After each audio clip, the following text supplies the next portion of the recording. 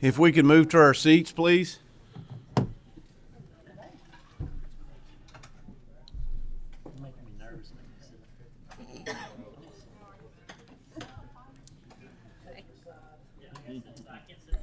Good afternoon. I would like to welcome all of you to the third meeting of the Joint Committee on Transportation for the 2024 interim. Before we call the roll, I'd like to remind everyone to please silence your phones if you're in the audience or on the committee. Also, remind everyone today's meeting materials can be found at the LRC website on the Transportation Committee page.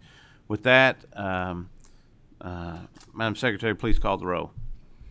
Senator Byrd, Senator Carpenter, Senator Mills, Here.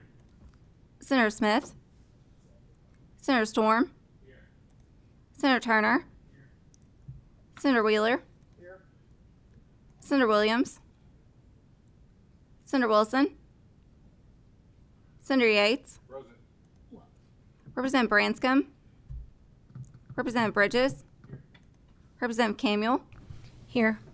Representative Dixon, Representative Elliott, Representative Fleming, Representative Griffey, Representative Hale, Here. Representative Heverin, here. Representative Herron, Representative Hodgson, here. Representative Huff, Here. Representative Imes, Present. Representative Lewis, Representative McCool, Representative Mosier, Representative Neighbors, here. Representative Palumbo, Here. Representative Roberts, Representative Smith, here. Representative Tackett Lafferty, here.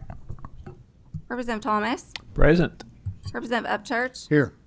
Representative Wesley, here. Representative Williams, Co-Chair Higdon, Chairman Blanton. Here. We do have a quorum and are constituted to do business. I will remind members that draft of the previous month's meetings have been sent to you, distributed to you to review. If there's no questions or changes that need to be made, I'd entertain a motion to adopt last month's minutes. Have a motion and a second. All those in favor say aye. Aye. Opposed, nay. Ayes have it. Motion carried. Before we get started this afternoon, I would take just a moment of Chairman's privilege. I'd like to recognize and ask you to join me in congratulating one of our own staff members here that is now the 2024 National Conference of State Legislators Staff Chair, and that is Mr. John Snyder. Please.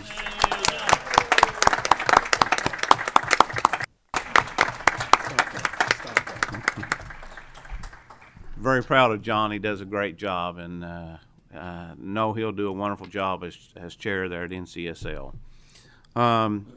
Today we have a very robust agenda, and we will try to move through as quickly as possible. A lot of good things to discuss, and we're going to begin with highway safety, specifically dealing with some automated enforcement. We have with us Mr. Chad LaRue, Executive Director of Kentucky Association of Highway Contractors, and Mr. Bill Bell, Director of Office Highway Safety with the Transportation Cabinet. Welcome, gentlemen. If you would please introduce yourselves, and you may begin your testimony. Thank you. And I'll introduce myself and let Bill introduce himself, and then I'll do mine and turn it over to Bill. So my name is Chad LaRue. I'm the Executive Director for the Kentucky Association of Highway Contractors. Now, Bill Bell, Executive Director, the Office of Highway Safety. Chair Blanton, members of the committee, we really appreciate the opportunity to come before you today. Always appreciate the attention that gets placed on this. Chair, as you know, it's a critical key to our legislative priorities. It is the top priority for our organization the last 3 years. It's one we've worked closely with you and other members of this committee and the General Assembly on. And so I appreciate you drawing attention to it. As I say, we certainly have appreciated the attention it's gotten over the last couple of years. I know there was a couple of bills filed last year, House Bill 192, House Bill 193, for those who may remember those. We are incredibly pleased that House Bill 193 saw passage. It helps increase penalties on those who show negligence and cause injuries or fatalities in the work zone. So we greatly appreciate that. I know the other topic that we're speaking to today is speed enforcement, and in particular the conversation about automated speed enforcement in work zones. We're very supportive of that issue. It's critical to us to protect the lives of our employees. We represent 128 contractors that do work in the state of Kentucky. They perform about 90% of all the work that's done for KYTC, counties, and city governments.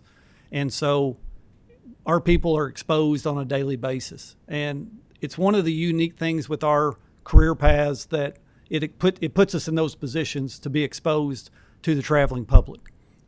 We try to do our due diligence. I know KYTC is a partner of ours in that. We try to make sure those work zones are operated as safely as possible. And then the other responsibility falls on the traveling public to do what they should do, what they need to do, and the laws that are placed in those work zones. And sometimes those aren't followed. So we're open to working with you all collectively to find paths that will allow us to continue to address and improve safety in our work zones. Certainly want to continue to work with Chair Blanton, and we were happy to be a resource to you all to bring any data, information, or technology that we think can be utilized in this endeavor. Certainly, you're going to hear from Bill Bell and some others that Chair Blanton has lined up that I think will provide you some more details on not only some of the facts and figures, but also the technology. So with that, Chair, I'll turn it over to Bill, and thank you for the opportunity to be here today. Thank you, Chad. Bill? Thank you, Chairman. Thank you, Chad. All right. Thank you, Chairman. Thanks, Chad. All right. I have a brief slideshow here.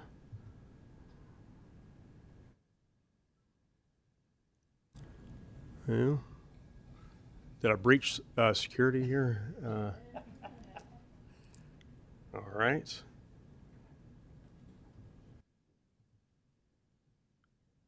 Well, I see it.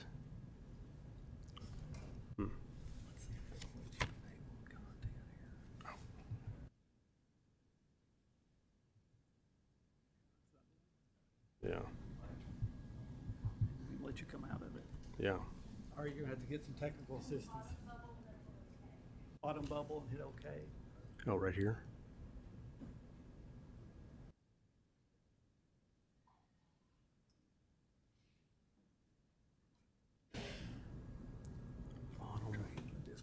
Right there. Yeah. It's like it's not clicking.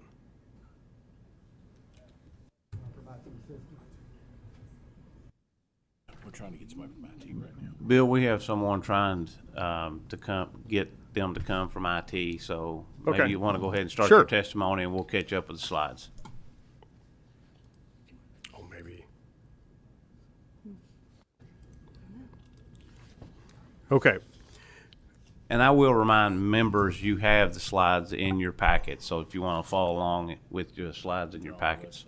Yeah, and the And, last couple pages, we have some videos that you might want to see, which shows actual traffic on the roadways and what our crews see on a daily basis. So the overall goal we're talking about is preventing work zone crashes, injuries, and deaths on our roadways. And we looked at January 1st through July 31st to get a comparison, including 2024. So since 2019, we've had 42 deaths in this time frame from January 1st through July 31st.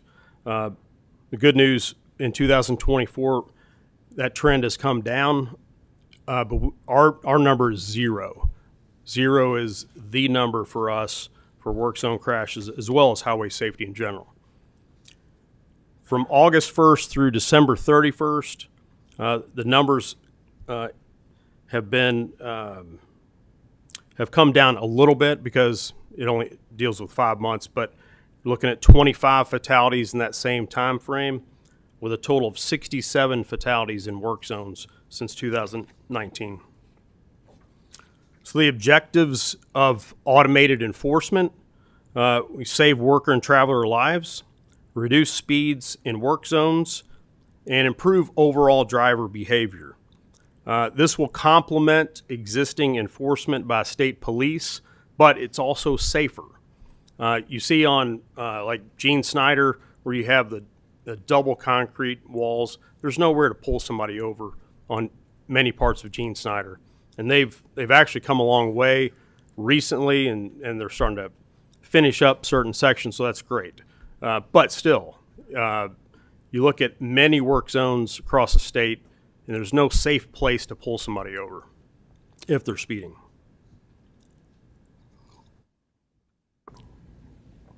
And this promotes overall work zone safety, because I can speak for highway safety and probably KYTC. We'll have a combined media campaign, so everyone will know there could be cameras or are cameras in work zones, including signage ahead of the work zones that informs the drivers that there are cameras in an active work zone.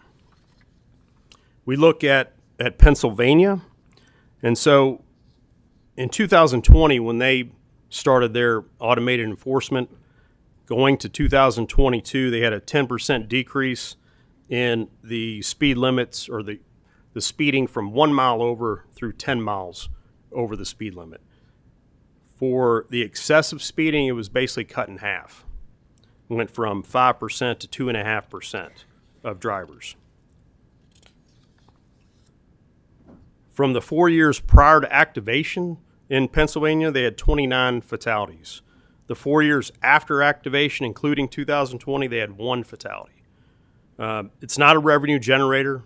The cabinet does not have a new revenue source from these automated enforcement speed cameras. It will probably cost $500,000 in the first year to implement. Pennsylvania has, I think they incurred about $700,000 in the first year, but they have leveled off and almost broken even in the subsequent years. And so I have a couple videos and a couple other slides, but it's probably best to go on the website, pull that down, and take a look at it. But want to entertain questions? Or? So someone from IT just walked in the room, so maybe if they can come up and get you going. In the meantime, I want a couple comments. Okay. I would remind the members, back in April, we had a young man here in Kentucky, I believe he was 22, if I remember his correct age, that was working in construction zone and lost his life here in Kentucky. And my whole reasoning behind my initial involvement is this, is I had a constituent neighbor that grew up with my youngest daughter that was working in construction zone, and Mr. Jared Helton, and lost his life working in these construction zones. And to point out that Indiana, just within the last couple weeks, began utilizing these same type of automated enforcement in their construction zones in Indiana. They've proven, and we will hear from industry leaders and experts here shortly about this automated enforcement programs and how successful they are being in saving lives. And to remind everybody, we're not worried about issuing citations. We're worried about changing the mindset of people to slow down when they come into these construction zones, because it's not just dangerous as you look at the numbers of fatalities and injuries for those working there, but for those driving through it as well, because you have a much more constricted area a lot of times that you're driving through. You got lane shifts, you got barrels, you got concrete barriers, and it's just a much more dangerous situation. So we have to get it out, get the mindset that we have to slow down when we enter these things. So hopefully he'll get your videos up going here quickly. Sorry, I broke the system. That's all right. Well, you brought on this information that was required certain levels of clearance to be able to see, and now we can't. None of us see it. Yeah. So it didn't play? No, Video we didn't- can't. PowerPoint wouldn't We even couldn't go get it up. to go at all, like it Yeah. show the slides. Well, I mean, it's the videos, and I'll tell you about it. One of them, some of our employees were out on the roadway flagging, and somebody blew past the first flagger. And, you know, you got to have a coordinated effort on those flaggers. There's usually two. And so they stopped the gentleman and said, hey, you know, is there an emergency? He's like, no, I'm just in a hurry. So, I mean, that's some of the mindset out there that you mentioned needs to be changed, because, you know, people driving by, especially on the interstate, going 75, 80 miles an hour in a work zone it's harrowing for employees out there. And if you've ever been, I know you have, and Chairman, it's pretty scary being on the side of the road and that kind of traffic going by. So that's why we have to get a handle on these speeds. Absolutely. Senator Berg. Thank you. I have just a few questions. I understand, you know, what you're talking about with the initial layout of costs. Subsequent years, what are we talking about? Just maintenance, that type of thing, or is this an ongoing contract? Yeah, it's a fee for service, and so we would pay a fee for the vendor to have the cameras operational and to send out correspondence, like civil fines, to those that violate the speed limit. And so does that mean that as a state, we sort of get to choose what work zones we feel this is going to work for and which ones we won't, that type of thing? We can decide, this body can decide how it looks, how it's structured. In other words, that can be chosen, as well as how soon the documents or the videos or records are destroyed. Could be destroyed 3 months, 6 months, 12 months. However we put it in the RFP, that's what will happen. So then are we looking at like annually $500,000 about? The idea would be to break even. And Pennsylvania has done a good job. I know Indiana's just getting started. We'll hear from some industry folks, and I'm sure they'll have some figures. But just looking at Pennsylvania on their public website, it shows how much it cost. And I looked on there, and it started out, you know, there is a startup cost, and then it comes down from there. Wow. Senator Berg, I might be able to help with some of that, in that looking back at my legislation that I have been filing, the monies generated from any citations that may be issued would go to pay for the program and to offset having to come out of the budget. So, and any excess monies that may be generated above the cost of the program would go back into the Transportation Safety Fund for further safety programs around the work zones. So it's hopefully going to pay for itself as it goes along. Actually, I hope it gets to the point where we're doing so good and people slowing down so much that it's not generating any funds, right? That means we've accomplished our goal. So that's kind of like the way that I have it set up in my legislation.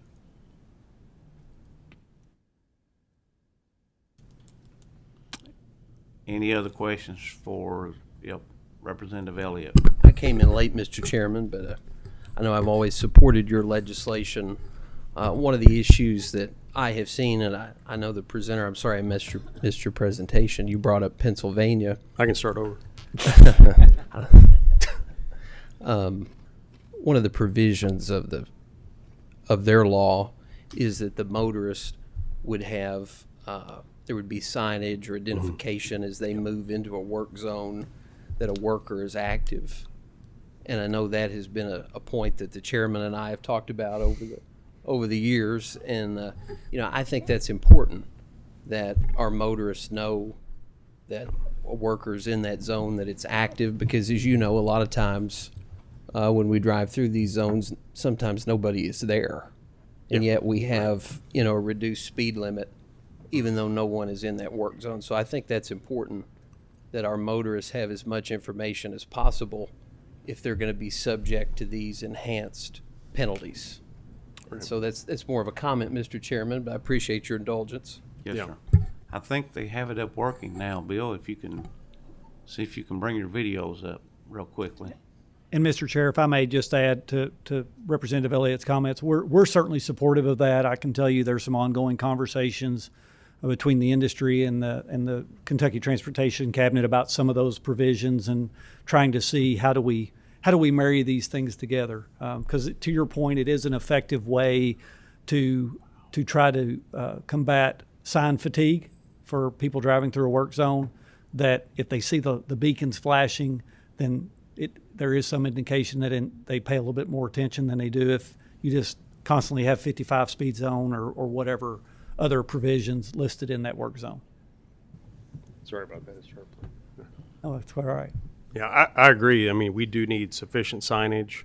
And the good news is there's plenty of states that are doing this.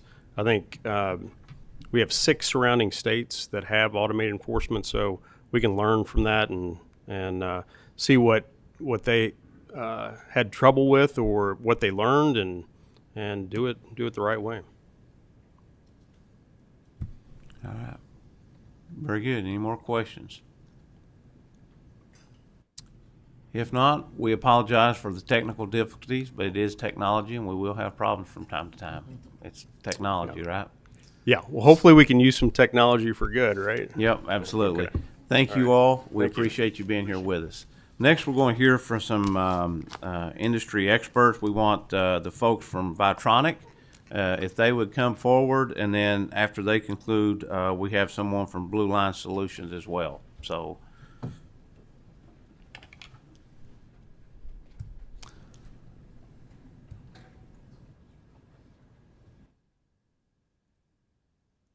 There you go.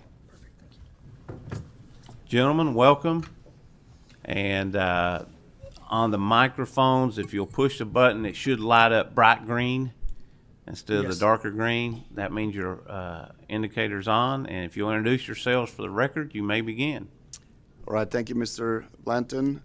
My name is Kjell Lyngstad. I'm the president and CEO of Vitronic Machine Vision. We are a global leader in machine vision based here in Louisville, Kentucky, for our North American headquarters. Nicholas? First of all, thank you very much to the entire council here that we're allowed to be here today. Could you pull your mic closer to you so we can? Not a problem. All right, thank you. So, as I said, first of all, thank you very much for having us here today. We really appreciate it and how we can help spread knowledge about what automated traffic enforcement is and what it's not. My name is Nicholas Anderson, and I'm the VP of Sales for Traffic in North America. So, let us. Hopefully that works. Yeah, hopefully there's no security issue. Okay. So we have a few slides we want to go through, quickly introduce us, and then talk about our technology and what we can do to help road safety in Kentucky. As I said earlier, we are a global leader in machine working with UPS at that time. We are a global headquartered out of Germany, and the company is actually 40 years this year. So in addition to our business in logistics and automotive, which we also do here in Kentucky, we have customers here and also across North America. A big focus of what we talk about here today is traffic enforcement, and Nicholas will go into more details about that. We have about 70 people, a little bit more than 70 people now in North America, 45 of them here in Kentucky, and we have been growing significantly over the last years, about three times size and revenue since 2021, when Nicholas and I both joined the company. We had a chance to speak together, our group CEO and myself, together with the governor in October 2022, when we opened up an expansion of our office in Louisville. And then we also had some visitors from the economic development team also visiting our headquarters in Germany last year in May. So I think with that, I'm going to hand it over to Nicholas to talk more in detail about traffic technology. Okie doke. So traffic itself, if we just look at the huge societal impact this has, is that almost 43,000 people across the country died in 2022 as due to traffic accidents. Out of that was 744 just in Kentucky alone. So that number itself should make anyone take a step back and really take a look at this. And in general, and this is an average cost, but in general, if you look at how much a state or country overall spends to manage traffic accidents once they've actually happened, is around 3%, which is a huge amount, which is also roughly the same amount as we spend on our military each year.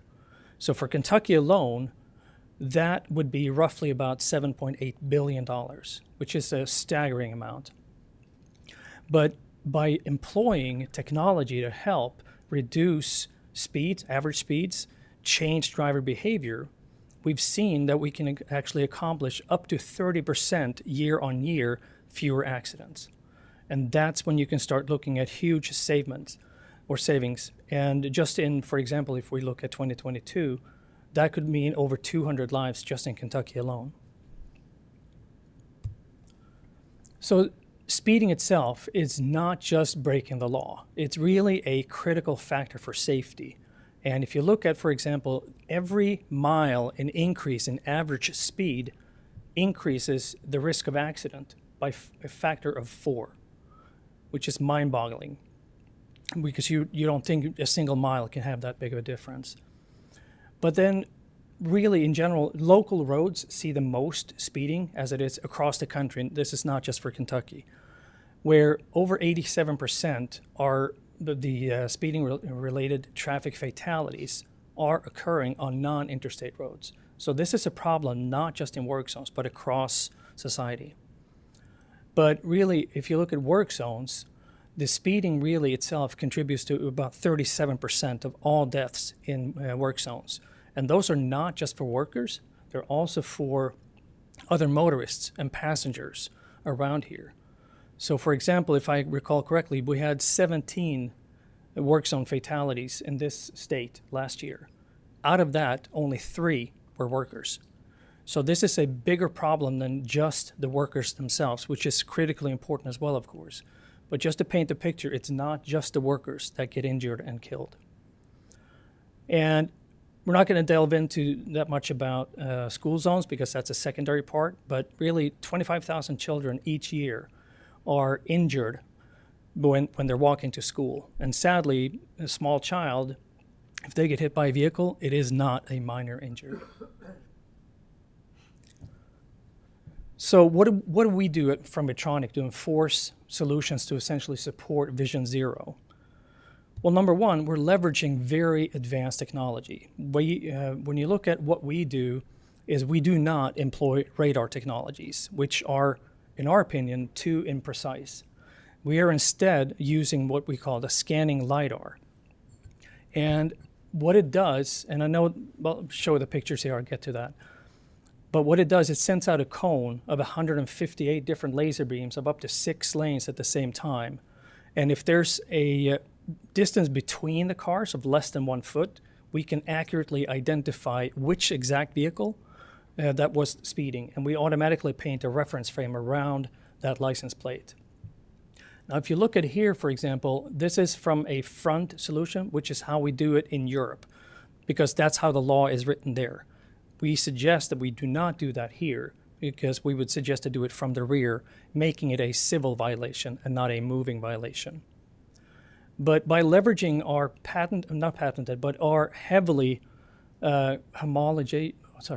type approved, let's call it like that, type approved technology, our systems across the world have issued well over 1 billion tickets, and not a single one has been overturned in any court of law for any sort of technical reason. So it speaks highly to how accurate and safe our technology is. And if you look at what we would call enforcement as a service, we've touched upon it earlier, where the state would have potentially an outlay, which would depend on how the program would look like and how it would be written in the RFP.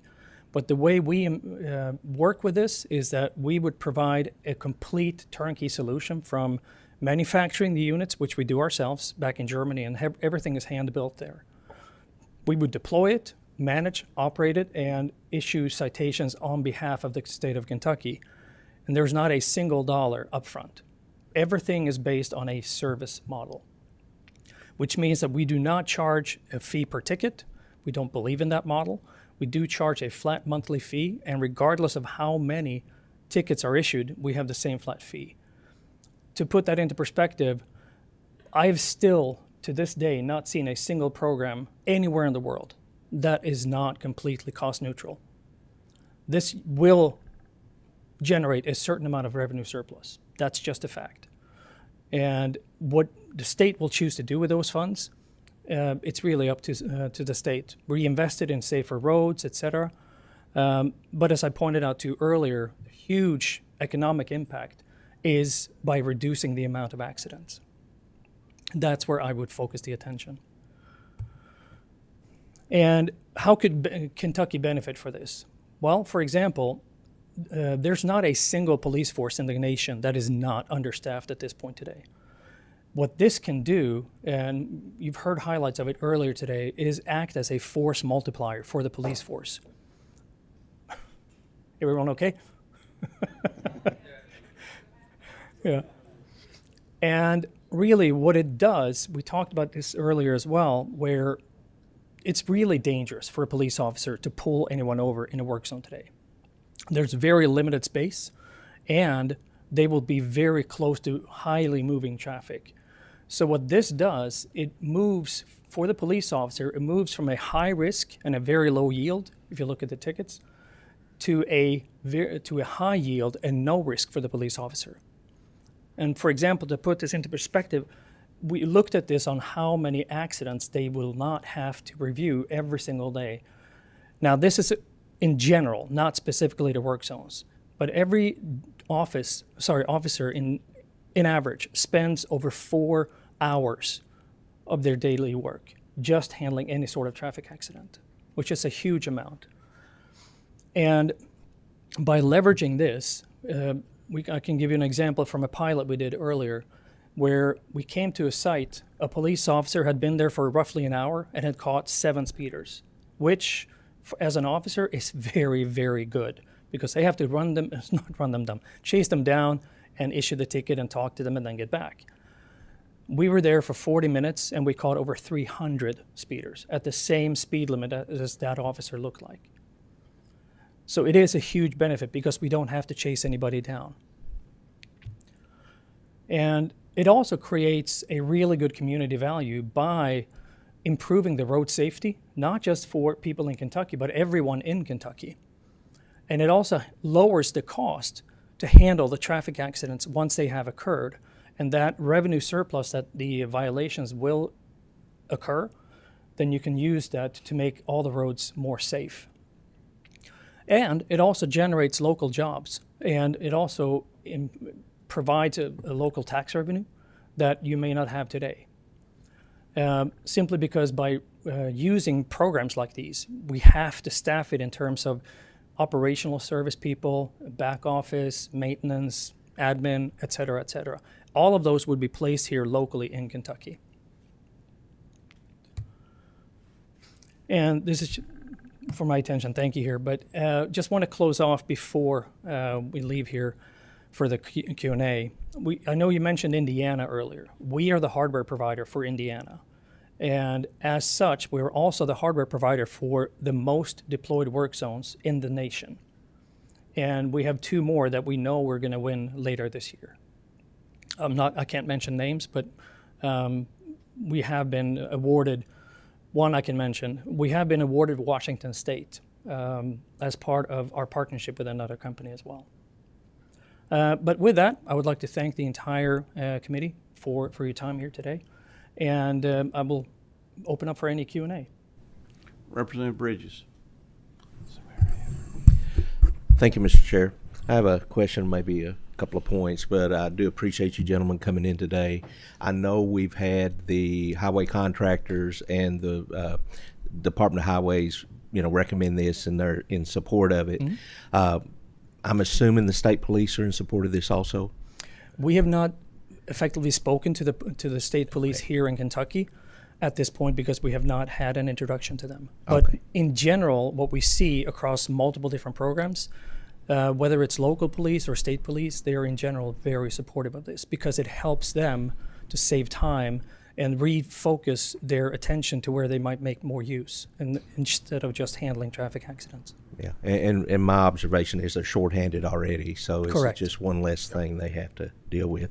As we look across everything, how do you feel like this technology is going to add to it? Is it going to, will it help their force out and, sort of act as a multiplier, or what's your thoughts on that? Yeah, what we've seen in all the programs that we have been part of since 2007, by the way, when we started with traffic enforcement in the United States, is that this does work as a force multiplier, simply because it will take duties that the police are doing today, for example, in speed enforcement, away from them say on the roadside type of it, and it lets them redeploy their scarce resources in areas where they can do more good. For example, community outreach, or essentially making sure that they are seen in a different way than what they might be today.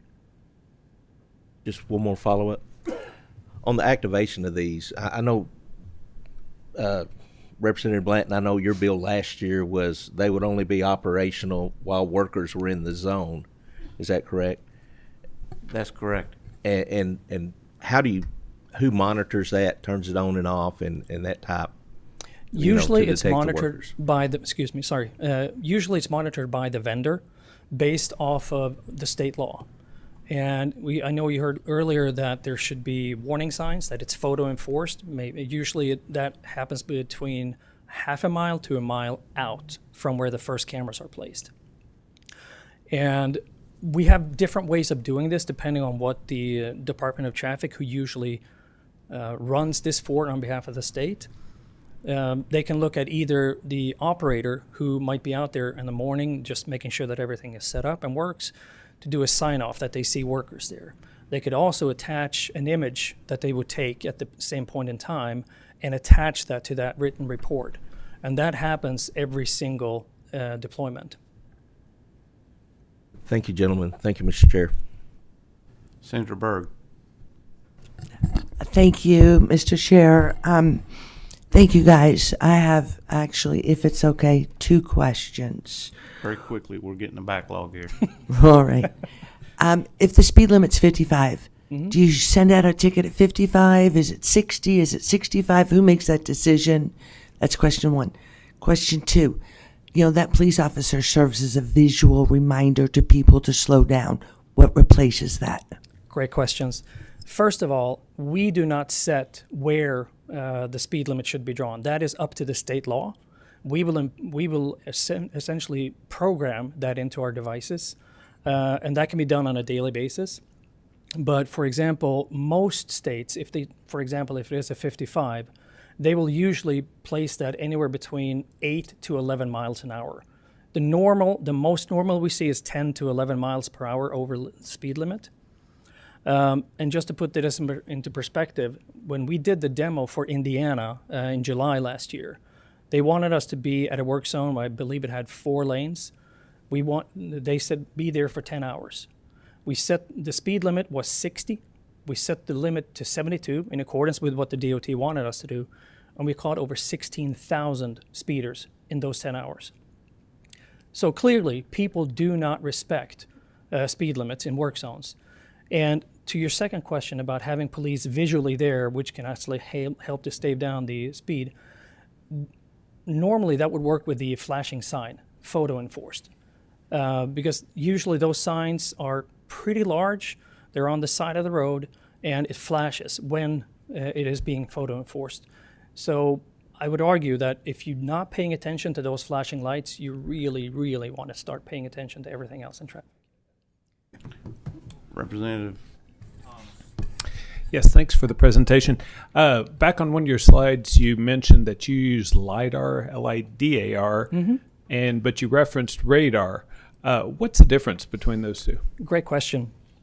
So radar, if we start there, is essentially a listening device. And it sends out radio waves and it listens to when it comes back and then tries to determine where everything happens. I would argue by doing that, that's essentially imagine yourself standing on the side of the road, your eyes closed, and you're just listening to traffic. It's very, very hard to discern exactly where the speeder is and even if they're speeding. Then you have what is more of a point-to-point LiDAR. And that essentially is you can stand on the same side of the road, but looking through a half-inch PVC pipe. Because that's what you would see, and that's what the police officers essentially sees when they stand on the side of the road and they shoot the laser towards incoming vehicles. And you have to be very, very precise, otherwise that laser beam will bounce off. Now, with scanning LiDAR, which, as I said, we are the only company on the market that provides, we send out, number one, if I look back to the analogy I made, this is essentially you standing on the side of the road just looking. Because what you see, the LiDAR will see. Because what we do is we send out 158 different laser beams across up to a 6-lane roadway, and those pulsate 15,000 times per second, each one of them. So we can track and monitor everything that's going on in that cone, so to speak.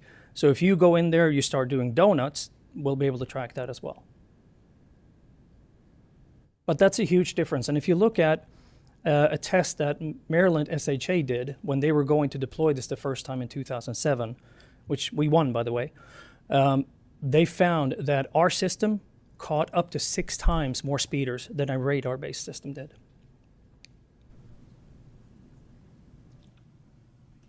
Representative Heverin. Thank you, Chairman. Thank you all so much. While you all are new to the committee, this is an issue that I find very important. I think these are our people, and we want to make sure that they're safe. So back to the highway contractors, thank you all for presenting. I didn't say anything because I like to use my questions wisely. But for you all, an issue that gets constantly brought up with this, Chairman Blanton introduced House Bill 192 last year. And there's an issue with identity and cameras being around. I find that interesting considering we have toll bridges that take a picture of your camera and then send you a bill afterwards. But anyways, on that point though, how do you all protect the driver's identity with the speed safety systems? Great question. So what we do, most states and most programs, whether it's a work zone in general or school zones, will require us to snap images of the rear of the vehicle, which is what we prefer to do because that makes it a civil violation instead of a moving violation where a police officer has to be there. And the advantages of that is that A, we have no idea who the driver is until we do a lookup at DMV, which we will only do up to 2 weeks after we caught the incident. And B, there cannot be any sort of racial or other types of profiling because we have no idea who the driver is. And once we send the image back to the DMV to see, okay, where should we send the citation, which will always go to the registered owner of the vehicle, same as a parking ticket. We really just get a name. Doesn't mean we know who it is. Thank you. Chairman Blanton, as per usual, I look forward to seeing if we can get this bill passed again next session. I want to make sure that our road workers are safe and that they, driving is a privilege. It's not a right. Could not agree more. So I just had this conversation with boating at lunch. Being able to drive a boat. And so I think that it's important that if you are going to be on the road, that you follow the rules to do that. So anyways, thank you. Thank you. Senator Mills. Thank you, Mr. Chairman. I appreciate the presentation, and of course, everybody that's sitting on this panel is interested in safety. But we will get phone calls from folks getting tickets, and a couple of questions I have are. I'm assuming that every time you set up a construction zone, there's some engineering involved in how far you take out the speed limit when you're reducing the speed limit as compared to where the construction is at. So one of my questions would be, is that construction zone shortened when this technology is enforced? And then the other is probably one of my biggest pet peeves of road construction is when there's obviously nothing going on a weekend, on a holiday weekend. We have a 4-lane road reduced to 2 lanes. You go through and there's nothing going on. So is this technology something that when nothing is going on, that it would be taken down, not monitored? I could see a holiday weekend to where you're busting, thousands of people running through this, and all of our phones are ringing off. I mean, my son went to school in Jackson, Tennessee. In Milan, Tennessee, they have radar enforced automatic speed limits. He had over 20 tickets going through that area over 4 years, and they were $50 a piece, and they were, like you said, it was 12 or 13 over. But, every time he'd get a ticket, he's like, I don't even remember doing it. I wasn't speeding through there.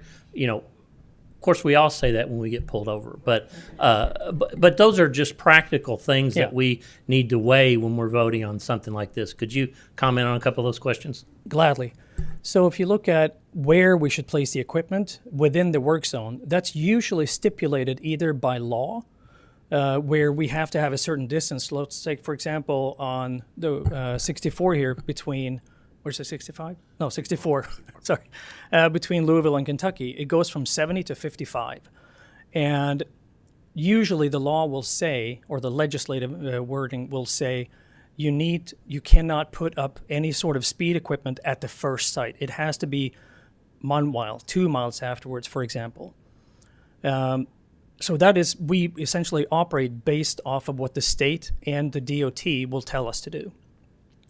Number two, when it comes to where we would place the equipment, what type of equipment we would place there, you could, if it's a long-term work zone, for example, several years, and it's going to essentially look the same there, then yes, we would probably place something a little bit more permanent. But normally, these are mobile deployments. So that would mean that we, for example, could put out what we call our enforcement trailer, which is a built-up, protected trailer where all the equipment is inside. It's by the side of the road. It can work autonomously for up to 10 days straight. So there's no person that have to be there. And as part of how our technology works, we can also set up time slots for when it's supposed to work. So, for example, if you just, based off of legislating, if you just want it to be operating between, for example, 6 a.m. to 8 p.m., for example, then we will turn off the system automatically during the hours that does not entail that.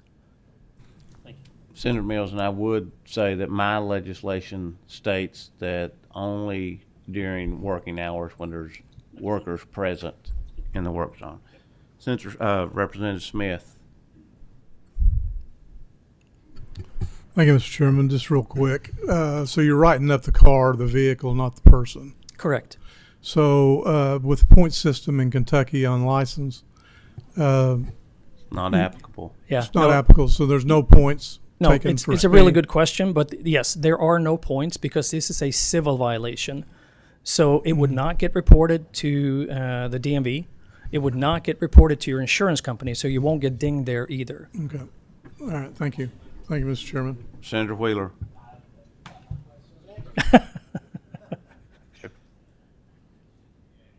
Thank you, Mr. Chair. Last session, I filed similar legislation as the chair in the Senate.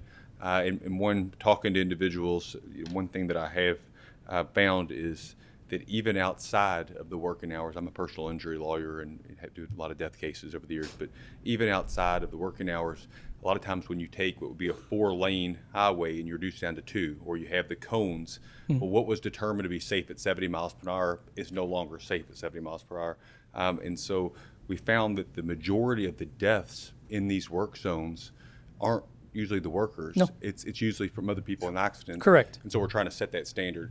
So I know that it's kind of, there's a balancing them to get legislation passed, but I think that is something we have to consider, is because in the event we're in a work zone, we're actually changing the safety of the speed. Then maybe, that is something we have to consider. And I don't know if there's other places that do that leave these in place even when, after hours, because now you're, if you're speeding there, you're likely to have an accident, maybe kill a family. Yeah. Very good comment there. And yes, there is a possibility to leave the equipment out there. it can not operate during hours that it's not supposed to. We can also set what's called a time-controlled speed limit, which means that, for example, during work hours, it has one speed limit that it will catch speeders at. Whereas outside of that, where you can have a higher speed limit, for example, but it's still in enforcement. But all of that will be dependent on what the legislative wording says. We do not decide at all. We really just work on this based off of what the law says. Okay. Thank you, gentlemen, for your presentation. We really appreciate you being here with us today.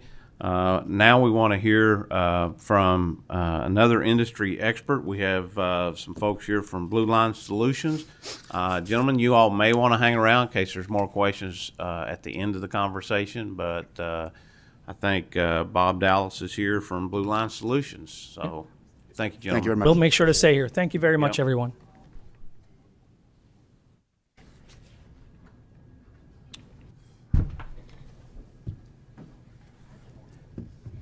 Let me see if I can get this working without breaking it.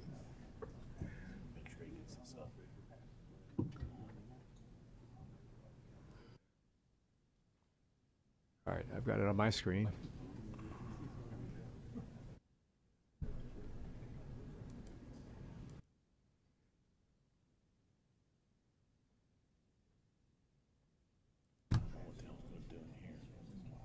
Not appearing on yours. Nope, nothing there.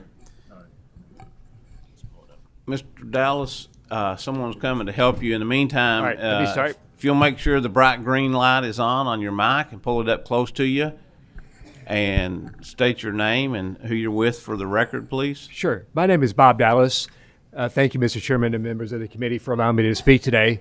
I am an advisor to Blue Line Solutions, which is one of the automated speed enforcement companies actually headquartered in Chattanooga, Tennessee. And I'll just note that the owners and pretty much the entire team is former law enforcement in terms of putting together their programs. Just by quick background, for me, I served as the director of the Georgia Governor's Office of Highway Safety for 8 years under Governor Sonny Perdue. Many of you may know him as former U.S. Agriculture Secretary Sonny Perdue back in the day.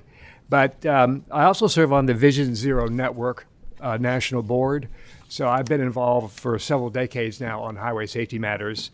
And for me, it's truly a passion for things that I believe in, and that is saving lives. And if we had our first slide here, oh, by the way, I do have Kelly Abercrombie with Blue Line. He's one of the vice presidents there. And thank you, Kelly, for coming here. You know, I like the term carnage because it kind of represents what we do in our roadways. And it's really America's deadly love affair with the car. And I know that if you look back at all the data from when we started collecting crash death data, and that's really the early 1900s, it's really astounding. 4,136,000 people have died on America's roadways. And you know, think about all the different things, and I don't compare when people put themselves in intentional harm, such as those who protect our borders, such as our military, our public safety. You know, that is a call to duty. But when we look at the numbers of folks getting killed on our roadway, it's just astonishing. And take that number and probably multiply it by 10 for the number of people who end up getting seriously injured. So the question becomes, when did it all begin? Well, I can tell you, believe it or not, it was 1956. Why do I say 1956? Many of you all will recall that the Eisenhower interstate system, that's when it was commissioned. It was approved by Congress, and we started our national interstate system. And it really changed the dynamics of the United States of America. It really was probably one of the most successful investments that this country has ever made in terms of bringing people together, moving goods and services, and really setting this nation apart. And so for me, if you like transportation, I like all the above. However you move, I love it. And the interstate system was part of that. But what we also learned is that a lot of people died using that system and, of course, all of our local roads. And quite frankly, when we look at the roadway system, interstates are safer per mile or per 100,000 miles driven than our local roads are. And You'll recall back in the early 60s, a fellow named Ralph Nader came up with this book, Unsafe at Any Speed. And what that did is just brought attention not only to the roadway system, but to the vehicles that were being used at the time that, don't even compare to what we have today. From that was created NHTSA, National Highway Traffic Safety Administration, which we're all familiar with. And they started focusing on educating people. You may recall that wonderful jingle. I will not sing it for you, but buckle up for safety, buckle up. Show the world you care by the belt you wear. Sounded great. We all remember it for those of us who can recall those days. It didn't work. It didn't work because it was a nice message that people liked, but they didn't respond in changing their behavior. So with that, we kind of changed our concepts in the early 90s and late 90s and 2000s to look at the 4 E's of highway safety. That's engineering, education, enforcement, and EMS. What we found is that when we had the education message along with the enforcement, we got compliance. So for example, buckle up, or the impaired driving messages that we have, those messages, click it or ticket, or you drink, you drive, you lose, cause people to change their behavior. So we saw a lot of compliance with that. And from there, the state started to develop what in Kentucky is absolutely one of them. Here we go. We have magic. All right. And let me go down, page down. All right. America's Deadly Love Affair. I'll just get to where I was. That's the President Eisenhower back then doing the first blue ribbon cutting. And so Kentucky has a strategic highway safety plan, which says for 6 emphasis areas that talk about some of the most critical things that are important to the state in terms of highway safety. This is Georgia's plan, which I've worked on for a number of years in terms of how we try to focus in on our state-specific problems on the roadway. And the other thing that's really important is understanding that you also have a DOT-led highway safety improvement plan. And that's where the DOT kind of looks at the infrastructure side of things, whereas most of the highway safety offices look at the behavioral side.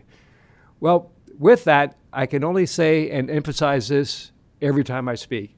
If it's not based on the data, you're going to get nowhere in terms of acceptance, in terms of effectiveness. And so how you look at your data and analyze your data to decide where you spend your dollars, where you do your enforcement, what kind of message you send out is critical.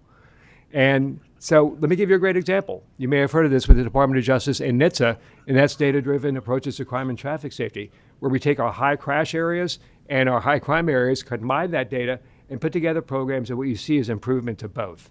And we found those to be extremely effective with a caveat.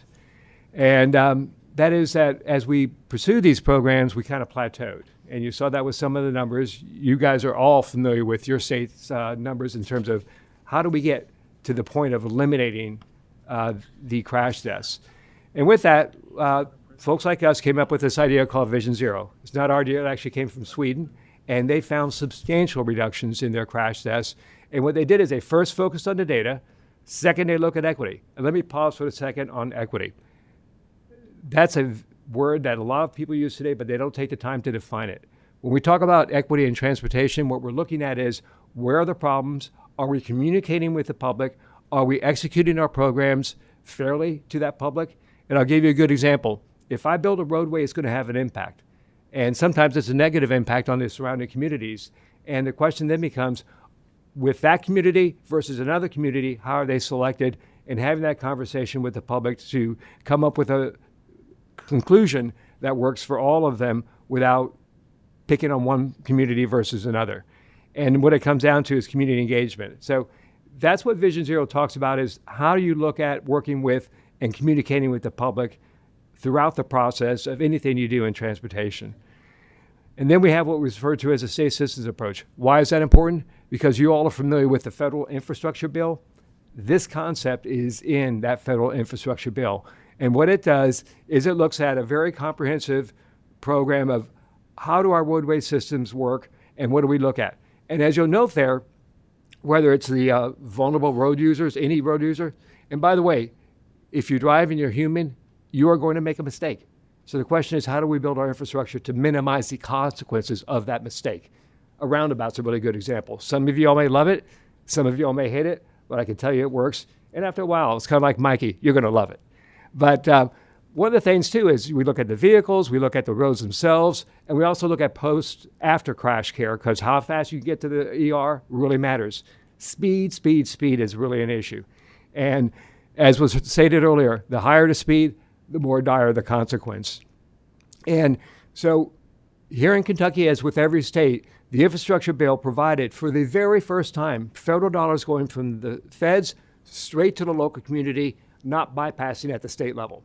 So you have it going to your cities and counties, federal dollars to come up with two things. One, developing a Vision Zero work plan or a Safe Citizens work plan. In other words, put together your plan as to how you're going to make this work for your community. And then secondly, dollars to actually carry those things out. So this is really unique in our nation's history, where money goes from the feds directly to the local community. With that, I would hope that every state and the local communities work together so that they're all on the same page. But you recall a pandemic, don't you? And Kentucky, like every other state, during that time, we had fewer miles driven, yet more deaths on our roadways. And why was that? The data has clearly shown us that we're driving faster, more distracted, in other words, risky behavior. And we had less law enforcement enforcing any of that. That combination was deadly. And so many of us saw that when it was happening real time and recognized this is a bad experiment. Fortunately, I think we're coming out of it. So what does the future look like? Data, community engagement, equity, and automated enforcement. And you heard from the prior presenter, and Blue Line's that same way, that when we look to do automated enforcement, it has to engage the community where we're saying, this is why we're doing it. We come back and say, this is what we did. We go back and say, where else do we need to do it, or where do we need to pull back? And then I'll just give you some of the information about Kentucky, which you all already know. You generally have 600 to 800 crash tests per year, and it's been pretty flat for a number of years. And when you start comparing that to the rate at the federal level, we see per 100,000, it's anywhere from 10 to 12. And in Kentucky, the rate per 100,000 just for pedestrians alone, for the federal across the country, is from 1 to 3. And what that's saying is that for every 100,000 people, you'll have 3 people killed per year that are pedestrians or vulnerable road users. And, when we look at Kentucky, it's very similar. So you tend to follow the national trends in that respect. And this is a very busy chart, but this has all the numbers associated with the kinds of fatalities and the rates here in Kentucky. And I'll note in 2022, you see that the fatality rate per 100 million vehicle miles traveled, that's 1.55. The really states, and Georgia, where I'm from, is not one of them, unfortunately, are looking at 1.0, and that's really where you're trying to get to on your way to getting to zero. Now, that's me. Let me just take a minute now to talk about the program specifically. And I'm going to use the example of school zones. School zones, as you know, obviously are areas where our families, our kids, communities come together. And typically throughout the day, we're having different speeds, depending on whether it's the morning or the afternoon, and then the in-between time. And what we have found is that when we go out to communities and measure the speeds beforehand, we'll have 2/3 of the people exceeding the speed limit by more than 10 miles an hour. Think about that. You have a school zone and people are exceeding the speed limit by more than 10 miles an hour. And the question is, how do you change that behavior? Well, we do it by community engagement, making sure that the folks are involved with the decisions as to where these go, and then letting them know about it ahead of time. We also put up the signage, and I know that's the question that was asked. If you don't have clear, in-your-face signage, it's not a fair system, and it doesn't work. But when you do, we will go from having more people speeding to over 92% of the people following the speed limit. That's a huge improvement. Nothing in the things that we do in highway safety had that kind of outcome. And why? Because we put the signs out there, and then you follow up with the citation program. And I will say this, in terms of the citation program, it is to the vehicle, and, excuse me. And when you look at the way the process works, by using LiDAR, you're very clear. The officer who actually has to review the citation before it's sent to the offender, the owner of the vehicle, and then the data that comes in is from a national database, which you have to go through all kinds of hoops to have access to. And it ends up, the offender gets a citation and they have a full appeal process. If they feel it wasn't them and somebody else did it, they can send in an affidavit and say it wasn't me. Now, we'll say if you send in 10 affidavits over a period of time, you might get a call from the jurisdiction. But the fact of the matter is, it's a fair system that has all the due process rights of anything else. But the ultimate goal and the achievements that we've seen is that we will get a 90 to 92% compliance rate when previously it was in the 70s of uncompliance. And that just makes for a safer place. And I will conclude with this idea that when you look at community, and we as parents, I have 5 boys, they're older now. One of the things that you worry about most for the parent is, are they going to be safe when they're out there? And I know we talk about intentional crimes, as we should. But I will tell you as a parent, the thing that would scare me the most is how safe are our neighborhoods with respect to speeding cars. And by focusing in on excessive speed, making our community safer, people get out. People start using their community. You get more public engagement with each other. And to me, that's really the goal of this thing. So I will say this as a person who's aging in place like all of us. You want to be able to walk. You want to be able to walk in a safer place. And speed is a critical issue for this country. And I know, and that's why I use the term American carnage. It's almost as if excessive speed is a right in this country, that I should be able to drive as fast as I want. But there are consequences to that. And it's not a matter of not wanting people to use the system. Everybody has a right to use the system as they choose. They do not have a right to do so by violating the state's laws and making it unsafe to other people. And you all see that. You talk about constituent calls. You get those calls from those families who lost people. And that, to me, is really probably one of the toughest things of any elected official's job, any law enforcement job, is responding to those kinds of calls. So, excuse my voice, I will stop with that and be glad to take any questions of, I would say, more than 30 years of being involved in highway safety. And to the point that was made earlier, you will get calls on this as a legislator. However, you have good reason for it. You have a good process for it, and you have good data that supports it. Thank you, Mr. Dallas. We do have some questions, but I'm going to limit to just a couple questions because we are getting behind schedule and we have another presenter on this topic, and then we've got 2 other topics we got to get to today. So, Representative Hodgson. Thanks, sir. I appreciate your information on how this improves compliance with speed. But if I heard you right, it sounds like we're not just talking about construction zones, that you'd potentially be talking about every street in America and neighborhood streets where there's pedestrians. Is that your goal? No. And I'll tell you why it's not the goal. Not every street in America needs this. It really needs to be strategically determined. So construction zones are a key one. And let's face it, from a construction zone worker's perspective, but from the driver's perspective, when you have a construction zone, safety is compromised. So I know that the legislature of every state is going to debate, should we do it 24/7? Should we only do it when workers are present? You know, what are the criteria? But that safety is compromised. There are a lot of streets and places that don't need that. And I will say this, when you have a community where these are deployed, what we have seen is that outside of those areas, people tend to drive a little bit safer. And we're trying to get better data on that so we can actually empirically provide that to policymakers like yourself. But the goal is not everywhere, because that's not the public acceptance. But there are certain places, such as school zones, construction zones, in our opinion, where this works and it's accepted by the public. Thank you, Mr. Dallas. And I would point out, we're focusing on work zones. Mr. Dallas is talking about as a whole what his company provides and what they see around the country. So right. He's talking more in generalities. And the concepts are very similar in terms of. So, very good. Well, thank you, Mr. Dallas.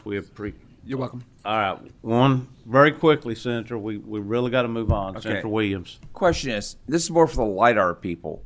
So in Germany, they don't have speed limits that let you go fast, but you get ticketed for passing in the left and for tailgating. And something I see particularly in construction zones, is people are crossing a line that they're not supposed to cross and changing line, and they're tailgating, and they're passing on the left, okay? Would they be able to pick up a passing on the left or a tailgating in a construction zone as opposed to simply speeding? I don't know. Senator, I would say they have the capabilities. The problem would lie in the legislation that we passed would be only dealing with speed, so that's not what we're focused on. Right. Thank you, Mr. Dallas. We appreciate you being here. Now we have with us Louisville Metro Councilman Dan Syme Jr. That wanted to come and speak today. Councilman, I hate to do this to you, but if you could be as brief as possible, try to cut this thing down because we do have 2 more topics that we have to get in. So we're beginning to run out of time. I will make this brief. Thank you. If you would please introduce yourself and your guest, and you may begin. My name is Dan Syme Jr. I'm Metro Councilman in Jefferson County, the 13th District. Our guest is Jennifer Kern, Director with Public Works, and Claire Yates, Transportation Planner with Public Works. I'm here to talk about automated enforcement, and I know it's not going to be popular with with some of the folks in my party, but this is a bipartisan effort with support from the administration in Louisville. When I come into office, one of our biggest complaints was speeding in neighborhoods, and biggest expenditures are speed humps. I did some traffic studies with our LMPD, and they bring the speed machine out. And I represent a small rural area, Fairdale, Kentucky. I don't know if you know it, but it's a very small area. In a 35-mile-an-hour zone on Mount Holly Road, they were clocked at 94 mile an hour. Now, keep in mind, this road has no sidewalks and the mailboxes are out on the street. On my street, Jefferson Hill Road in Fairdale, they were clocked at 87 mile an hour in a 35-mile-an-hour zone. I've asked folks, what do we do? I asked LMPD, what do we do? She said, we'll send more enforcement. We are short almost 300 officers. I've had majors tell me from LMPD that if you look at it per capita in other cities, we're short 1,200 officers. We are not going to get anybody in rural Fairdale to police speeders. We need help, and the police need help, and they support this effort. Again, it is a bipartisan effort. I know there's issues with privacy. We have window tinting laws in Kentucky for a reason. I don't know how much we can expect with privacy on public road, but I know that's going to be the opposition's problem. We have issues now in Louisville with street racing. What we're doing when we catch them doing 140 mile an hour, which we just did this weekend, we confiscate their cars for 6 months. We did that ordinance last year. I think Mr. Yates was there when we worked on it a couple years ago. But this is something that has to be, our police officers need help with this. We don't have enough to monitor that. So I'm asking you to give this consideration. If the bill comes up, we need help. Louisville needs help. And I'll pass this along to Jennifer Kern, and she'll give a little presentation. Hi, good afternoon. Jennifer Commissar-Kern. I'm the Director of Louisville Metro Public Works. We've heard a lot about Vision Zero and safe systems, so I'll give a little more background just to add to that depth of knowledge. So Vision Zero, it's not something that's been around for an incredibly long time. The goal of Vision Zero is that no one has to die or be seriously injured because of a traffic crash. And the policy is to eliminate traffic fatalities and serious injuries. That is the core of Vision Zero. So the concept really hasn't been around that long. It started in the mid-90s in Sweden, and since then they've cut their traffic fatalities in half, even though their traffic volumes have increased. So this idea started being adopted as early as the 2000s in the United States when states started adopting it. And then in 2014, the city of New York adopted one of the most robust policies. And since then, their pedestrian deaths have fallen almost 30%, and that is compared to a 67% increase elsewhere, and then also dropping overall traffic fatalities by 16%. So locally for us, Vision Zero, our local metropolitan planning organization, KIPTA, recently received a Safe Streets and Roads for All grant, and the intent is to create a region-wide safety action plan that would advance a comprehensive Vision Zero. So allowing everyone in our area to have access to the information and the guidance that they need to implement some of these policies. For us, we were tasked in 2022 by Metro Council to create a Vision Zero program, and thanks to our dedicated staff, in 2023, we were officially named a Vision Zero city by the Vision Zero Network. So one of the things that has opened up to us is part of their community pairing. So we've actually been paired for 2 years with the city of Atlanta so that we can trade information, learn from them, and expand our knowledge base so we can share it. So that sounds great, but how do you do it? And Mr. Dallas touched on some of these. The key to Vision Zero is a safe system approach. So it's not any one thing. It's not just enforcement. It's not just engineering. It is understanding that we are all human. We are going to make mistakes. It is creating a system that has redundancies, reinforcing multiple layers of protection to, one, prevent crashes from happening in the first place, but when we know that they will, because we're human and we make mistakes, to reduce the harm that occurs. And you can see this diagram here from FHWA. So the principles on the outside, death and serious injury are not something that we are willing to accept. We are humans. We are going to make mistakes. We are vulnerable. So we talked about children going to school. Some of us are more vulnerable than others. Responsibility is shared. So we talk about speeds increasing over COVID. We have gotten a culture where speeding is the norm, and we have to change that culture. Safety is proactive, so we need to not be reactive. We need to establish guidelines that will help us be safer at the outset and stop reacting to problems as they're happening. And then also redundancy is crucial. So building in a road that's designed well, your EMS that have access to what they need to respond quickly to an accident, education to drivers, and getting that buy-in with public outreach. So many, many different layers. And then the inside of the circle, the elements of the safe system approach. So safer people, encouraging and supporting responsible driving behavior, safer roadway design, designing through proven safety countermeasures, things that we know will help to reduce speeds. Safer vehicles. So all the time our vehicles are becoming more and more safe. Post-crash care, which a previous speaker touched on, getting the right mix of things that our EMS and medical personnel need to address an injury and to get you to the hospital as quickly as they can. And then what we're talking about today, safer speeds.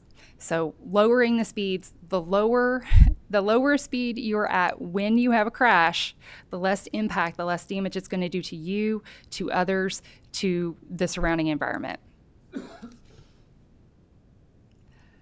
So why safety speed cameras? One of the leave behinds that we included in your packet is this blue sheet. It's a FHWA USDOT proven safety countermeasure. And here are some statistics that have been shown to work. So we've already touched on, speeding increases the frequency. You're more likely to crash if you are speeding. The severity of that crash is likely to be greater. And safety benefits, so reducing crashes overall, reducing injury crashes, and reducing those fatalities. Here's some additional information on red light cameras as well, also proven to reduce red light running.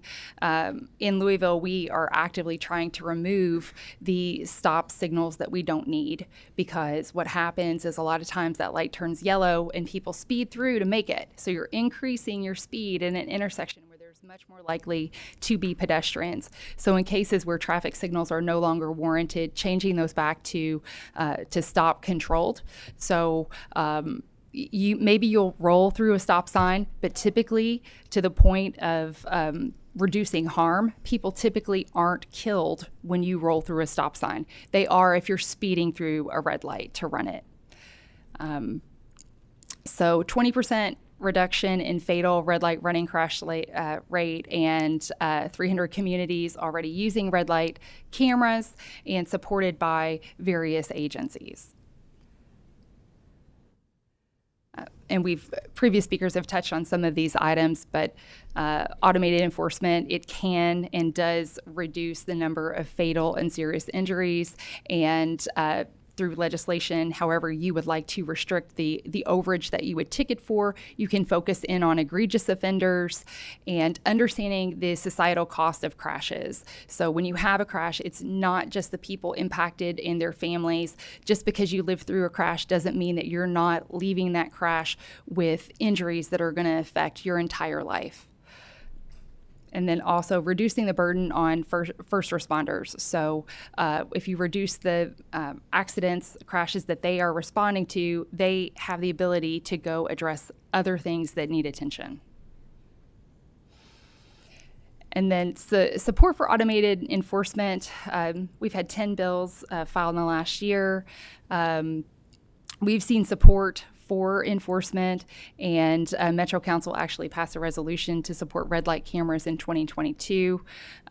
We do celebrate through our Vision Zero program a day of remembrance, and that is for people we have lost in traffic, to honor those people and to understand and see what is left behind when somebody has to carry on and tell someone's child about them because they're not there anymore. So celebrating those people and remembering that they didn't have to lose their life in a way that wouldn't help others maybe someday be safer. I think that's it. That is all I had. Any questions? Representative Hodgson. Yeah, Dan, I have had the opportunity to drive on the streets in Fairdale, and I would agree that people do drive pretty fast there. But if I understand the policy objective that you guys have, we're not just talking about work zone safety. We're talking about residential streets. We're talking about red light cameras. Really, the work zone safety is just an initial step to catch the most egregious thing, but the ultimate goal is that we would have automated enforcement at all levels of traffic, down to the neighborhood level. Would you say that's right? If it's going to help the police officers, yes. I will say I had a personal encounter with this. I was in Florida, and when I come back, I got a fine in the mail, and it had 3 pictures. It had me going before I ran the red light, during the red light, and after. I ran it, and I had to pay that fine, and I bet you I don't run that red light again. We've got to do something to help our police officers. And if Fairdale is a residential area, and they're doing 95 and a 35. I have to find a way to help our police officers. And not only that, but I have a 1-year-old and a 6-year-old lives next to me. I have 90-year-olds live on my street, and the mailbox is out on the street, and they're doing 90 mile an hour. What do we do? And I've asked, and this is one way I think we can slow them down. And we do not have enough officers. So if we have to put it in a residential area to get them to stop doing 95 in the residential, then so be it. But we got to protect these people, and these people that don't care how fast they go. We've got to send a message. So someone going 95 miles an hour in a 35, I mean, that's reckless driving that I would think would take you immediately to jail. So are you going to include a facial recognition component on there and turn that into a I don't know how that'll work out. That's up to you guys to work out. We just know that we have a situation, we have a problem, and you guys are the ones that create these laws, and that's why I'm here, to get help. Thank you. Senator Yates. Thank you, Mr. Chair, and thank you for being here, each of you. This is something that is very, very serious. As we go through that, they showed a picture at an event that I was at, and we listened to about a dozen mothers, family members, talk about the loss of their children. And so that's what we're here about. And so a lot of times, we figure out what is our job. One of our number one job is public safety. Absolutely. But with that being said, the bill that Chairman had put forward, and one that I had wrote a similar bill in the Senate, was very limited. That was limited to highway work zones. And so that was one step. And so I would hate to say, for anybody to say, hey, I'm scared we're going to do everything, therefore I'll do nothing. Now, with that being said, I'm very supportive of this. I think sometimes people get in elected positions and they're scared to take a stand for the right thing. I think it's really, really hard to be able to stand here and honestly say that this is not a good thing for public safety. As an injury lawyer, I have seen and hugged so many parents, so many survivors. We know we have doctors here, and we've seen all of that. If we know, and a citation, right? It's you don't take people to jail. You can't get arrested. You can't even lose points. But we know it does work into effect that it slows traffic. So I just want to say thank you. Well, my main thing too is just remember 95 in a 35, and we don't have the police officers to monitor this. What do we do? Very quickly, we got 2 Thank you, minutes. sir. Thank you. We've got to start the next group. You just got me with your post-crash care because that's what I do. And I just want to remind people on this committee that we have another bill, a super speeder bill, that would hopefully help fund a statewide trauma network so that we could get these injured people to the appropriate place at the appropriate time in an effort to keep them alive. If there's some way that we could bring these two together, that would be wonderful because it's all part of the same picture. And thank you, because this really is public safety. This really is keeping people healthy and alive. Thank you. Thank you, Councilman, for being here. Thank you, ladies, for being with us today. We join you in your Vision Zero for Louisville, but not just Louisville, for the Commonwealth as well. Thank you. Next up, we're going to move on, and we have Leader Rudy here to present to us on age eligibility. And while he's making his way to the table, we didn't ask Transportation to come to update Cavis this meeting, but they are going to send some information that will get to you, updating you all. I will say this for those concerned about the rebuilt titles. They're now within that 5-day turnaround period on those rebuilt titles within statute. Their new procedure for dealer submitted rebuilt applications, and dealer receives a speed paper title already permit account.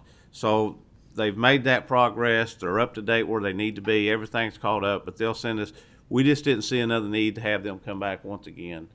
Very quickly. Yeah, Mr. Chairman, I publicly called them out a couple of months ago. So I want to publicly say that I appreciate the efforts that they've done, and it has made a big difference in my district, and I want to thank them for what they've done. Thank you, Representative Smith. Okay, Leader Rudy, floor is yours.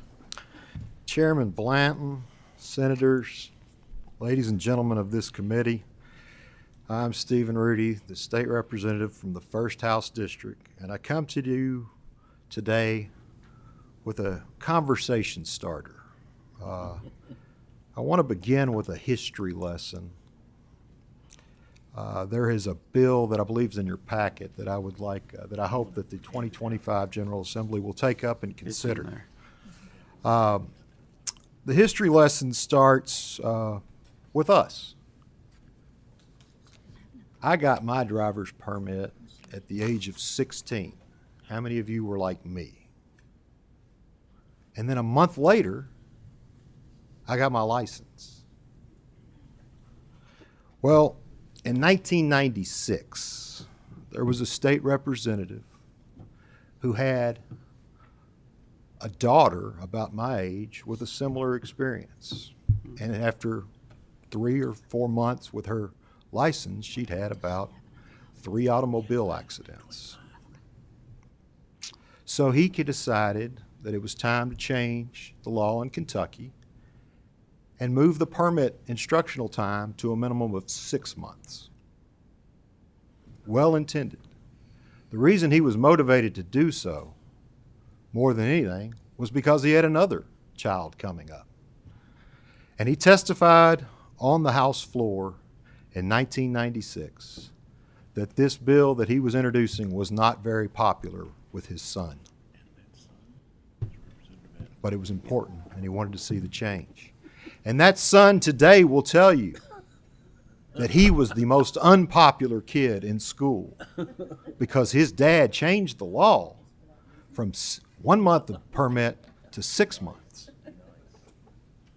Ladies and gentlemen, it is time that we make now Representative Bowling's kids popular because his dad, then Representative Bowling, made him very unpopular. We are in the minority in Kentucky with the other states, requiring it to be 16 and a half to be able to get a driver's license. Now, I support the 6 months, but I just think in 1996, they probably went the wrong way.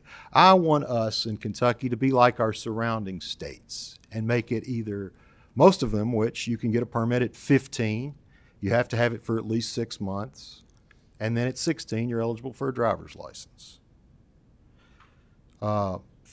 15 and a half for Ohio and Virginia that touch us, but we're the only state in the South that does not allow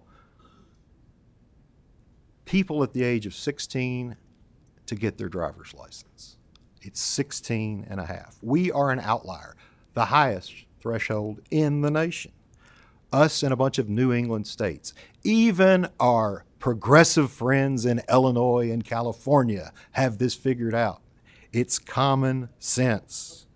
Arkansas, which I would like to go, and we need to thank them for taking a basketball coach off our hands, has the age of 14 to get a permit. Now, I'm not advocating for that. I could be open to an amendment if any of you guys wanted to go to 14. But I think 15 is kind of the sweet spot here. That way you can have your permit for up to a year or longer if you want. Get your vision tested for the first and until next year, the last time.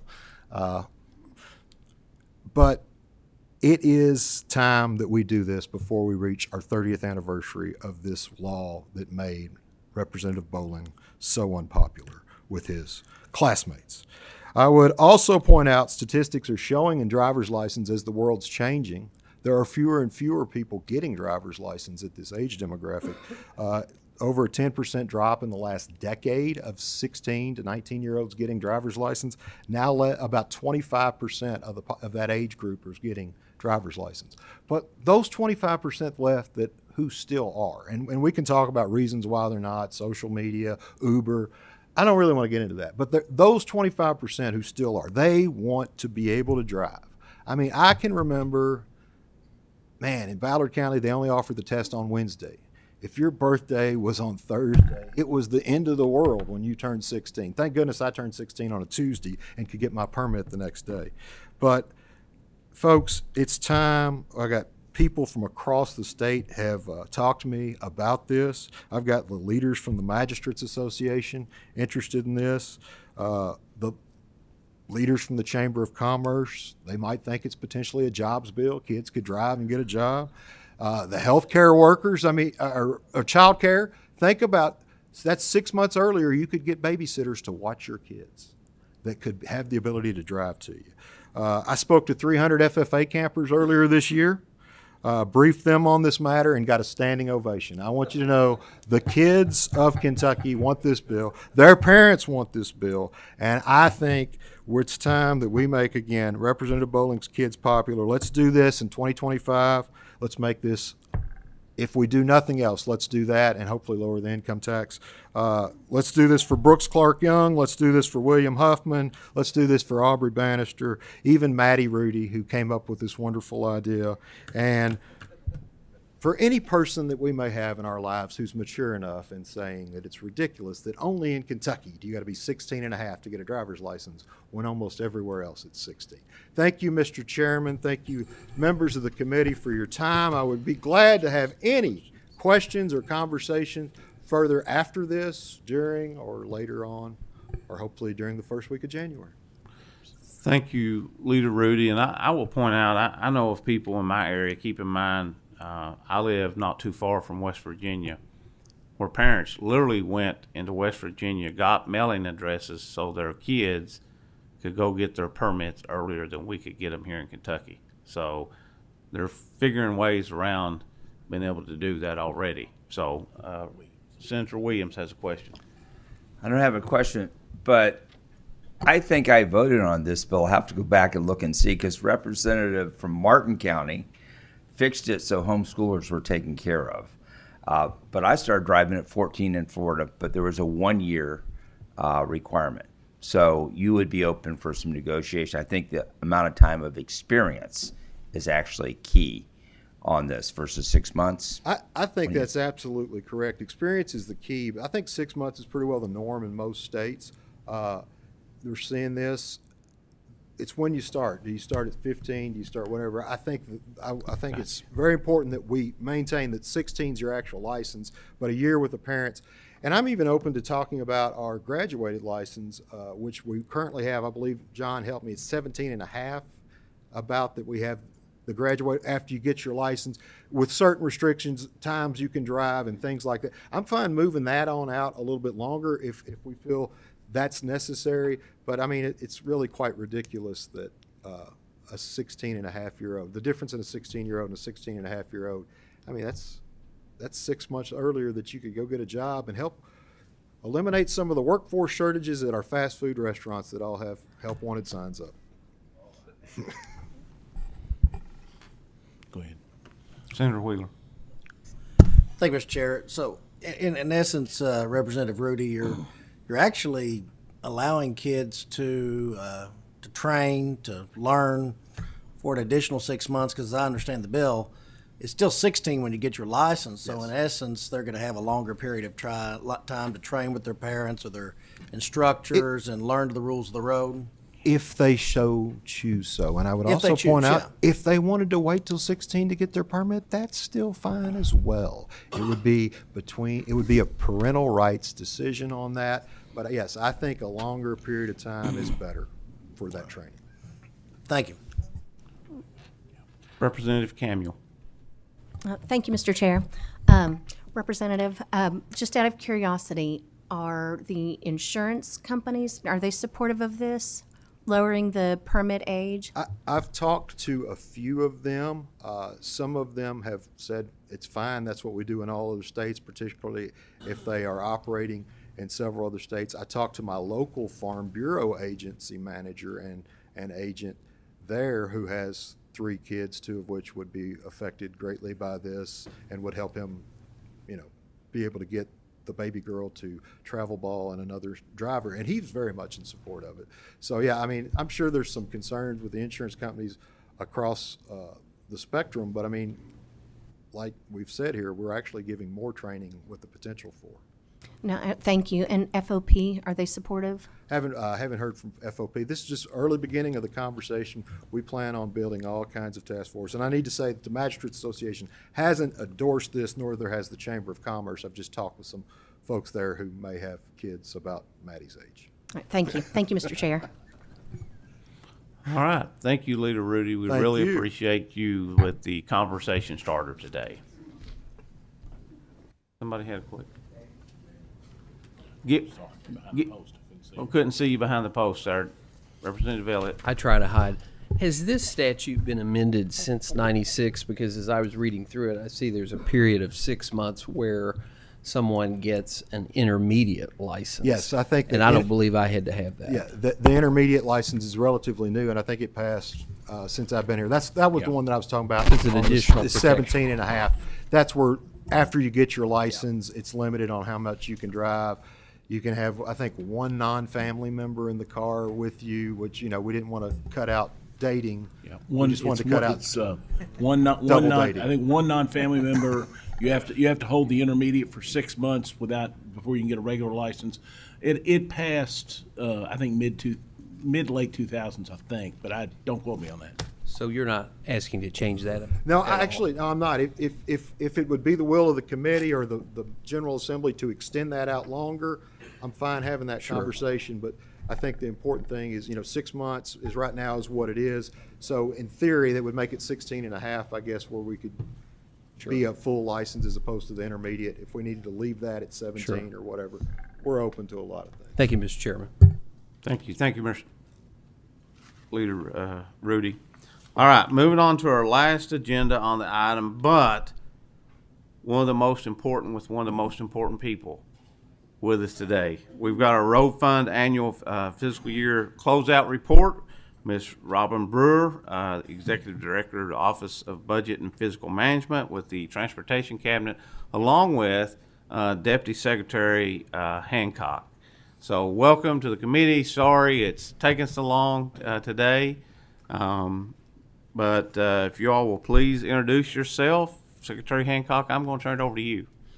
All right. Thank you, Mr. Chairman. We appreciate the opportunity to be here before you and the committee today. And Mr. Chairman, I especially appreciate your indulgence, giving us the opportunity here to say a word or two before Robin makes her presentation today. I have a note from Secretary Gray that he asked that I read to everyone, and so I wanted to do that real quickly. And he says, to the chairman and members of the Interim Joint Committee on Transportation, it is with deepest appreciation and gratitude that we acknowledge the contributions of Robin Brewer to the Transportation Cabinet during her tenure as the Cabinet's Budget Director. Her dedication to ensuring the correct application of enacted budgets to the Cabinet's myriad of programs has truly been exemplary. Robin's interaction with executive and legislative branch personnel, including the Office of the State Budget Director and members of the General Assembly, has been remarkable and were handled with respect for all. I know this committee will want to join me in thanking Robin for her excellent service to the Commonwealth and for wishing her well in her September 1st retirement. While we certainly will miss Robin, the Transportation Cabinet is blessed to have her successor already on board.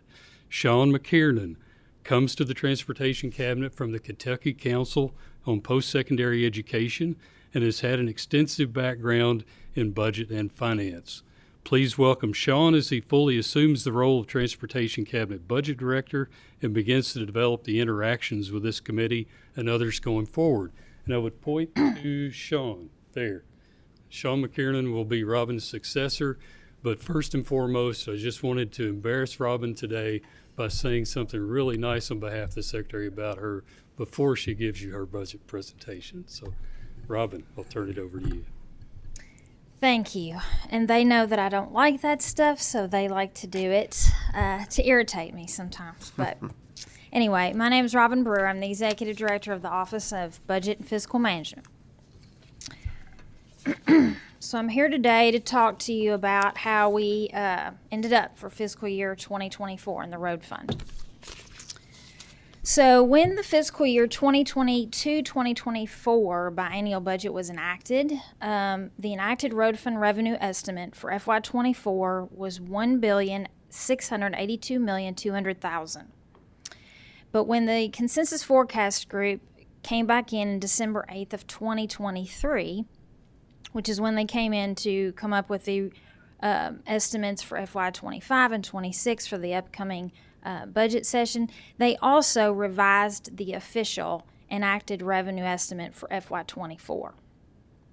So the revised estimate is $1,881,700,000, which was $199.5 million more than the enacted revenue estimate. And that was primarily due to the subsequent increases in the motor fuel tax revenue of 2 cents per gallon in the latter part of FY23, and then another 2.1 cents per gallon for FY24. And in addition to that, we have continued to see very strong growth in our motor vehicle usage tax revenue as well. So that was the reason for the increase in that category as well. So when you compare the revised official revenue estimate for FY24 to the actual road fund revenues, which came in at $1,874,600,000, road fund revenues came in about $7.1 million less, or 0.4% below the revised official estimate. 4 accounts were below the estimated amount, while 3 accounts exceeded the official estimate. And the differences of those ranged in magnitude from negative $7.3 million to a positive $2.8 million. Among the accounts, the motor vehicle usage tax was $1.2 million below the estimate, while our motor fuel tax revenue was about $0.3 million above the estimate. So although actual road fund revenues came in slightly less than the revised official estimate for FY24, there was still a surplus due to expenditures coming in under budget, which resulted in about $9.8 million going into the road fund surplus expenditure account at the end of FY24. And that account is basically our state construction account. So road fund receipts in both the fourth quarter and for the fiscal year reached all-time highs. Growth rates for the 4 quarters were 10.2%, 7.4%, 4.5%, and 5.8% respectively. Motor fuel tax receipts grew in double digits in the first 3 quarters of the year and were just short of that standard in the fourth quarter. There was an annual increase in the tax rate for FY24, which means that for the first 3 quarters of the year, the tax rate was 4.1 cents per gallon higher relative to FY23. Quarterly growth rates for the motor fuel taxes were 14%, 12.2%, 19.4%, and 9.1% respectively. Motor vehicle usage tax receipts increased in 3 of the 4 quarters of the year, but fell in quarter 3.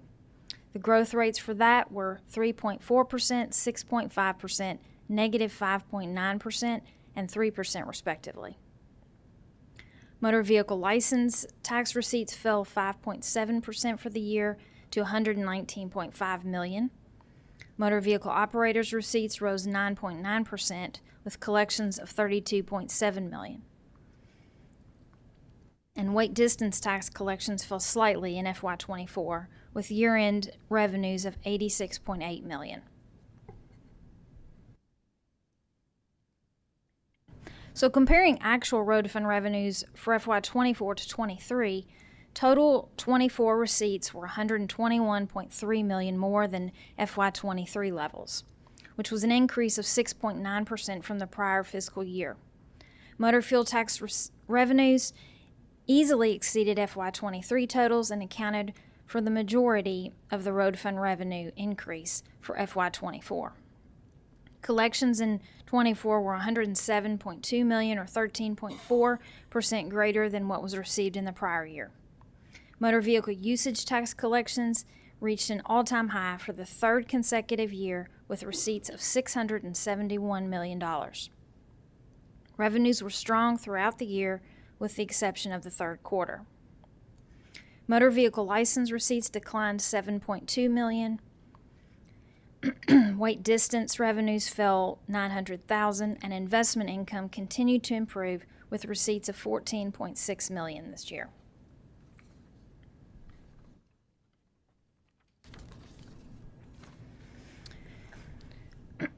So, the enacted road fund revenue estimate for FY25 is $1,825 million. According to the quarterly economic and revenue report for the 4th quarter of FY24 from the Office of the State Budget Director, road fund revenues are forecasted to decline over the first 3 quarters of FY25. Motor fuel taxes are projected to account for the most of the drop due to a decline in the tax rate. In addition to the motor fuel taxes, weight distance, income on investments, and other receipts are forecasted to fall. The remaining accounts are expected to increase only moderately, with growth rates ranging from 0.6% to 3.7%.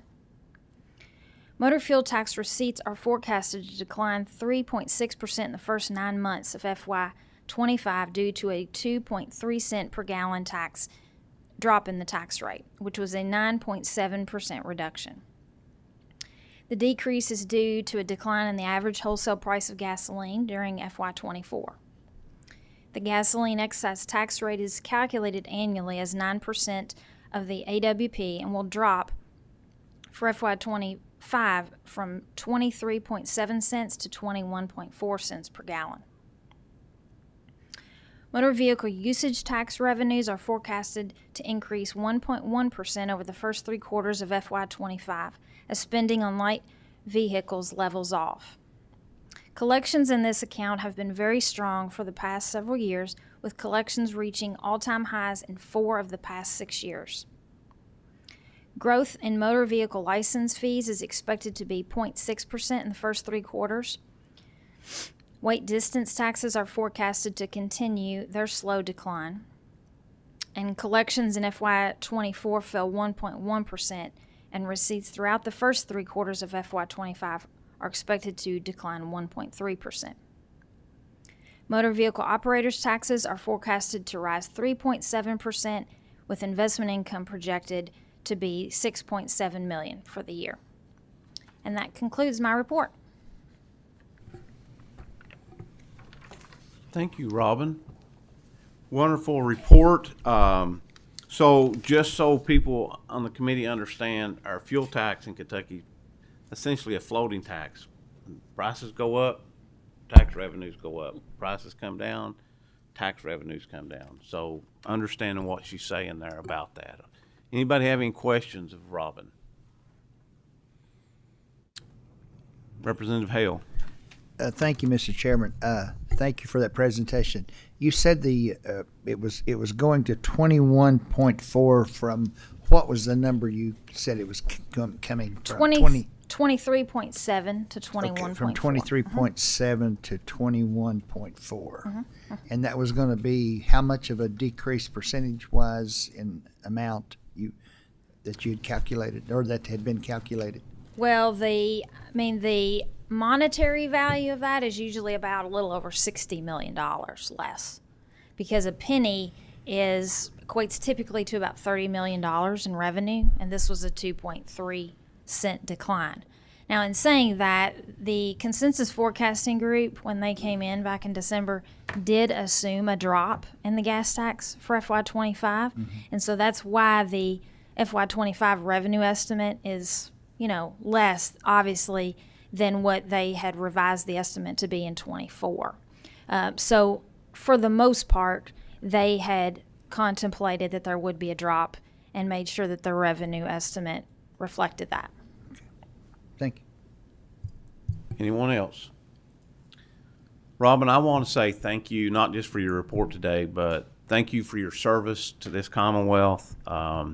You've been an asset to not only the Transportation Cabinet, but to this entire Commonwealth for all your years of dedication. I wish you the best in retirement and your new chapter in life, whatever that may bring.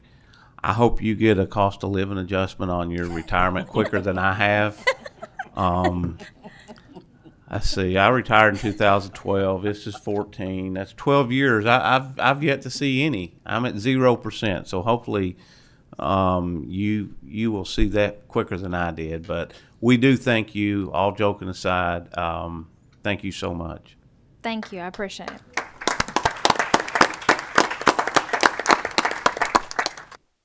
All right. And we have pushed a full 2 hours. You know I don't like to do that, but it was necessary today.